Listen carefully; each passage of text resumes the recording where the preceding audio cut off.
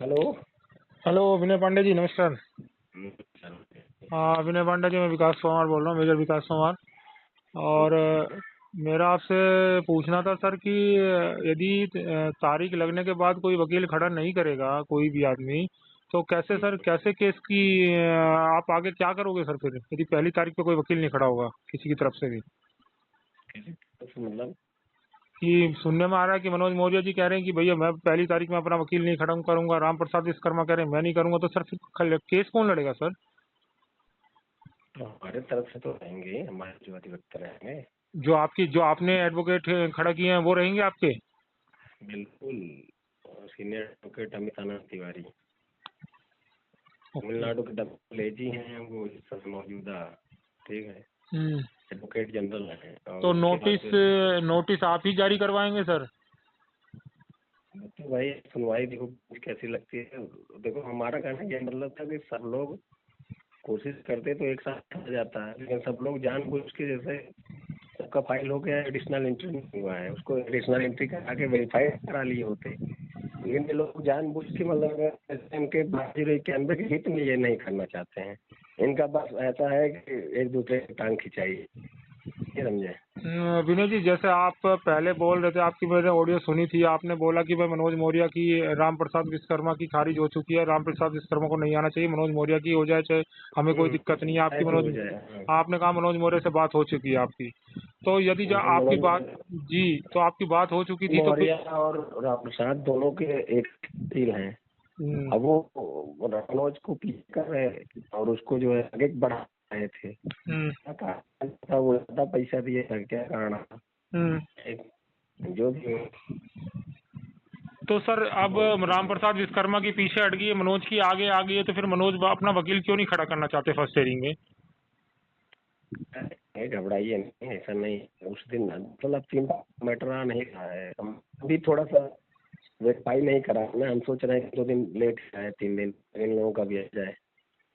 पर कहने का मतलब ये है कि जैसे एक एडवोकेट रहेगा, 3 एडवोकेट रहेंगे तो अलग मतलब जैसे कि ज्यादा दबाव मतलब जज के ऊपर डाल सकते हैं। नहीं समझे। नहीं, वो तो बिल्कुल हमारा आपकी बात सही है कि 3 एडवोकेट रहेंगे तो बात जज के ऊपर अपनी दबाव बना सकते हैं। पर दबाव यदि वही आप चीज है। अकेले वहां पे रहे और ये कोई दोनों वहां, दिक्कत नहीं, हम्म, कोई दिक्कत नहीं है। हम जो है जो भी सीनियर एडवोकेट हमारे उनके ऊपर भरोसा है। लेकिन ये है कि लोगों को भी चाहिए, इस तरह टांग खिंचाई वाला काम नहीं करना चाहिए इनको।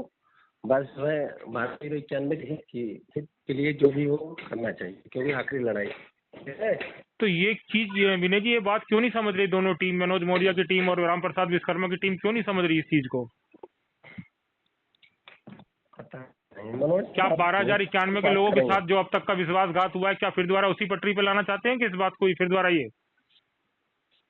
नहीं, मैं बात करूंगा, मनोज से बात होती है, वो लोग तो फोन नहीं उठाते हैं, वो दूसरे लोग तो फोन काट काट देते हैं। मनोज से यदि हमारी आप बात होती कहें है। तो मैं आपकी, राम प्रसाद है जी, हम बीच में माध्यम बने और आपकी विनीत राय जी से या राम प्रसाद विश्वकर्मा जी से या आपके मनोज मौर्य जी से सभी का एक ये वार्ता मनोज कराए थे, तो मौर्य कोई से दिक्कत तो नहीं होती है है, आपको? उसको मनोज मौर्य से बातचीत होती है हमारी, आप मत करिए। उसके हम्म। बाद होगी 3 तारीख का कार्ड लिस्ट आ गया, अपना केस नहीं है अब।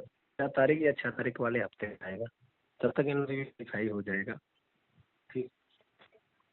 चलिए अभी ठीक। लगता है कि 6 को सबका साथ आ जाएगा। ओके। इनकी एडिशनल एंट्री जो अभी 400 कुछ लोगों की याचिका है राम प्रसाद वाली, अभी आप देखो कि 200 कुछ लोगों की खाली टाइपिंग दिखा रहा हम्म। है वेबसाइट पे। नहीं, वो तो तो सर वो अगर परसों ये रात तो 100 दिखा रहा था, वो बढ़ती जा रही है, जैसे जैसे टाइप होती जा रही है वो वैसे चलती जा रही है। हाँ धीरे धीरे तो, लेकिन इनको अगर वर्ड की फाइल ले जाके तो सेक्शन दे दिए होते तो वो लोग कॉपी पेस्ट करके तुरंत वो कर देते ना। हम्म। ठीक है। हम क्या है कि मेरी भी 254 लोगों की एक याचिका है, अब उसको क्या है मैं वर्ड की फाइल दे दूंगा, उसी दिन लग जाएगी हमारी। हम्म। नहीं समझे। और सर ये जो मनोज मौर्य की 1300 वाली है, ये हो चुकी है? अभी 51 लोगों की शायद है इनकी पहले, इसके बाद अभी दाखिल किया है कि नहीं किया है देखना होगा, बता तो रहा था। जी। लेकिन हमारा कहने का मतलब ये है कि सब एक पहले, अब देखो जिसको जितने याची मिलने से मिल गए। ठीक। हम्म। अब तो तुम मान लो कुछ दिन तक तुम एक दूसरे से लड़ाई इसीलिए लड़ते हैं कि ताकि कोई उसके पास न जाने पाए, उसके पास न जाने पाए, उसके न। ठीक है। लेकिन अब जो जिसको जाना था वो चला गया। अब तो कम से कम मतलब एक सहमति से चले वो। तो सर ये सहमति बन क्यों नहीं रही सर? हम इतना प्रयास कर रहे हैं सभी को सहमति पे लाने के लिए, क्या दिक्कत है सर? कालांतर में जो सब कुछ हुआ, क्या फिर दोबारा वही होने जा रहा है? हमें अंदाजा कहीं ना कहीं अंदेशा फिर दोबारा वही लग रहा है जो कालांतर में हुआ है। देखो अभी पहला दिन नोटिस होने के बाद, कल हमने मनोज मौर्य का इंटरव्यू किया था। कल मनोज मौर्य इंटरव्यू में अपनी सारी चीजों से भागते फिरे। उन्होंने उन्होंने कहा, सभी लोगों का नाम ले दिया, अपने आप को बचाव किया।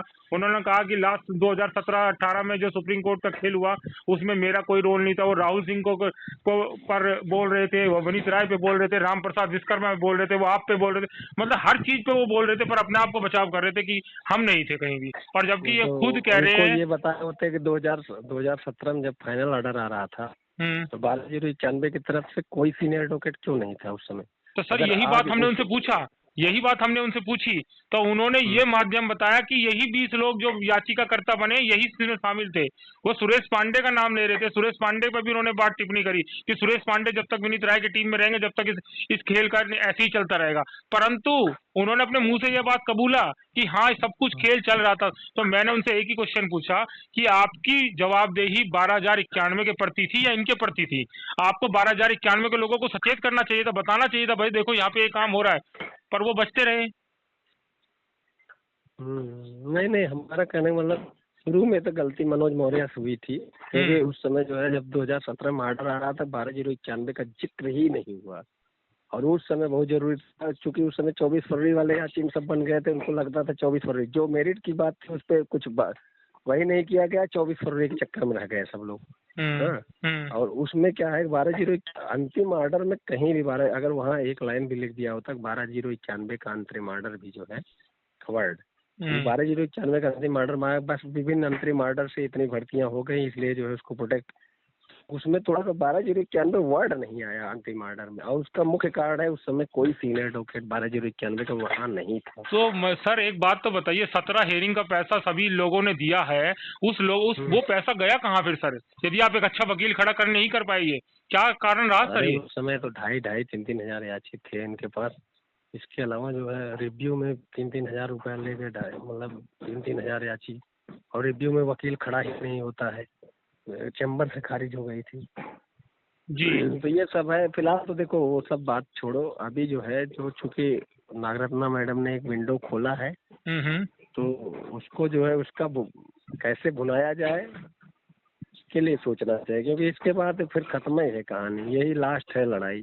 और विनय पांडे जी, मेरा एक क्वेश्चन ये है कि 20 लोगों की याचिका क्यों दाखिल हुई? 20 लोगों की याचिका दाखिल क्यों हुई, वही चीज तो हम भी, क्योंकि बार बार ये क्वेश्चन सुप्रीम कोर्ट में भी आएगा, देख लेना। सरकार जहाँ सबको देने के बजाय वो 20 लोगों पे बार बार करती है। जब आपके पास 1000 लोगों का पैसा था तो आपने उस समय डायरेक्शन में 1000 लोगों को क्यों नहीं करा? ये सारी चीजें जो है। और विनय जी एक चीज और नहीं आपको लगता कि कंटेम्प्ट खारिज होने का, यदि हम कहीं भी जाएंगे कंटेम्प्ट हारने का वो कहीं ना कहीं हर जगह फेस करना पड़ेगा?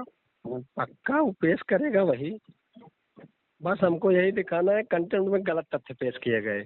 और विनय जी एक क्वेश्चन मेरा और था कि 90-105 को ऐड कराने का कलाम, सर आप मुझे एक चीज बताइए, मनोज मौर्य भी कलाम को करते हैं, राम प्रसाद विश्वकर्मा भी कलाम को करते हैं, और कलाम ही पूरी इस केस की जड़ है, ये समझ से परे है सर।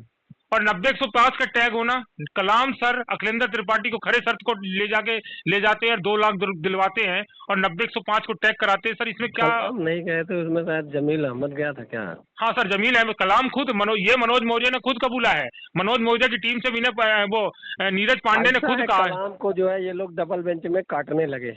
हाँ, इनको जो है बहुत ज्यादा वो नहीं किए, भाव नहीं दिए। क्या है कि सुशील पांडे आ गए उसमें एक, सुरेश पांडे मनोज पांडे के भाई हैं। अच्छा। तो सुशील पांडे जो है क्या है, पैसा जो है थोड़ा उनसे कम लेने लगे क्योंकि विनय पांडे जी, मुझे मनोज पांडे ने ये बताया था फोन पे कि मैंने ही मनोज को सारे वकील मैंने ही हाई कोर्ट से मैंने ही करवाए हैं, तो मनोज पांडे का कहीं ना कहीं रोल है इसमें। पांडे जो है, सुशील पांडे जो वकील हैं जी, वो जो है मतलब कम में जो है फाइलिंग वगैरह किए, कलाम इनसे अच्छा काट रहे थे पैसा, तो कलाम को ये चीज बुरा लगा कि मेरा क्लाइंट जो है दूसरे के पास भाग गया, तो 90-105 वाला हो 90-105 वाला हो सकता है, ले लिए हो। हालांकि हमको मिले थे कोर्ट में जब जो है सुनवाई के दौरान, तो वो बोलने भी लगे हमको कि जो है इन लोगों ने तो हमें ही काट दिया ऐसा वैसा। हमने कहा क्यों? कहें कि पता नहीं क्यों हमको भी काट दिए जो है। हाँ, तो उनका कहने का मतलब ये था कि सुप्रीम कोर्ट में आप जो है हमारे पास आओगे तो कोई वो नहीं है कि मतलब मैं इन लोगों का ही वो हूँ, आप भी हमारे पास, क्योंकि कलाम से मैं पहले भी केस करवाया हूँ कई 29,000 वाले में और उसमें सब में, हाँ, जैसे सुप्रीम कोर्ट में। तो उनका कहने का मतलब था कि आप और हम अधिवक्ता मित्र हैं, ऐसा नहीं कि जो है कि आप ये समझिए कि हम मनोज की तरफ से जो है तो इसका मतलब आपके विरोधी हैं।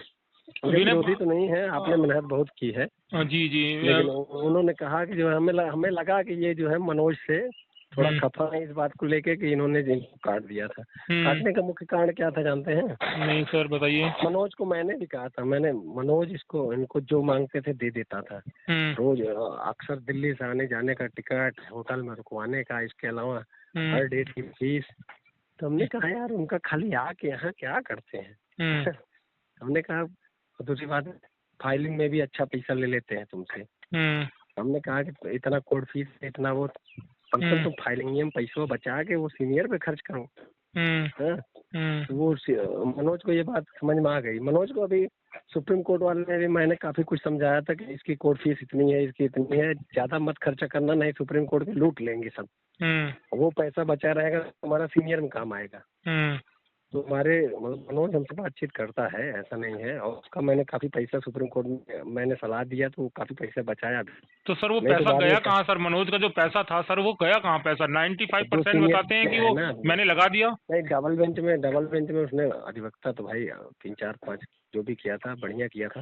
डबल बेंच में हम उसका कमी सर नहीं मानते। एक चीज बताइए, वो फौज जो खड़ी करी थी, फौज में से बोला तो एक ही दो है सर, वो फौज खड़ी करने का मतलब क्या रहा? आप फिर भी हार गए। नहीं होता है वहाँ पे, देखो सीनियर इतने थे जो है, तो लेकिन जो है वो वही होता है ना, इसीलिए मैं भी यहाँ भी कहा, मैंने कहा कि एक एक अधिवक्ता, अब कोई दो कर रहा है, कोई इतना, दो करने क्या फायदा है? उसमें क्या होता है जानते हैं? कलाम को अच्छा खासा उसमें कमीशन मिलता है।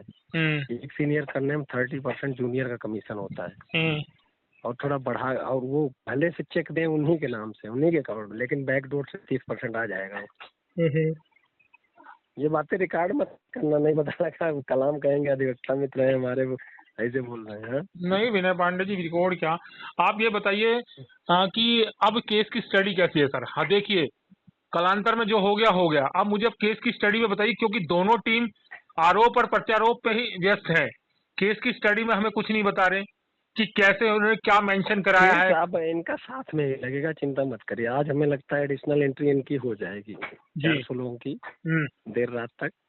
एक चीज मुझे ये बताइए सर, विनय जी आप ये बताइए कि मुझे मनोज मौर्य ने जो अपनी प्रेयर लगाई है उसमें उन्होंने ये लगाया कि 66,655 के अंदर, जबकि राधाकांत ओझा ने डीबी में ये कहा था कि 66,655 का डाटा लेके आइए।